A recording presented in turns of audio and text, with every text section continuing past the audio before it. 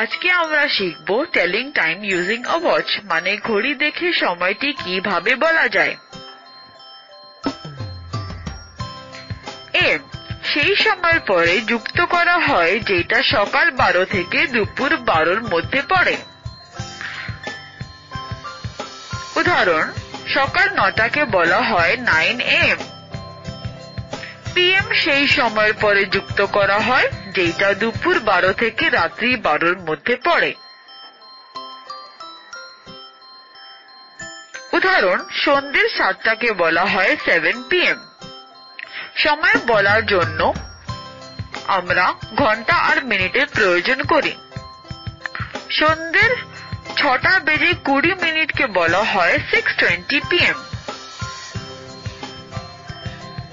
সকালের 10:12 বলা হয় 10:12 AM।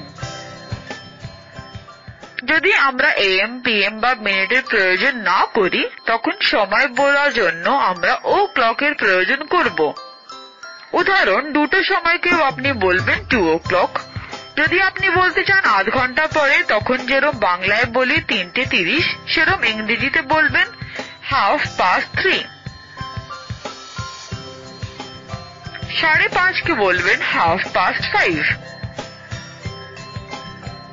বাংলায় আমরা যেটাকে বলি এত বাজতে 15 মিনিট বাকি আছে আর এত বাজতে 15 মিনিট হয়েছে, সেটাকে ইংরেজিতে বলা হয় 1/4 আর 1/4।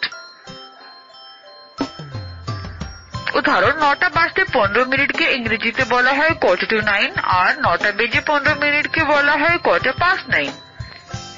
আজ থেকে যখনই আপনারা সময় বলবেন, তখন তার ইংরেজি শব্দগুলোকে মনে রাখবেন আর বলার চেষ্টা করবেন।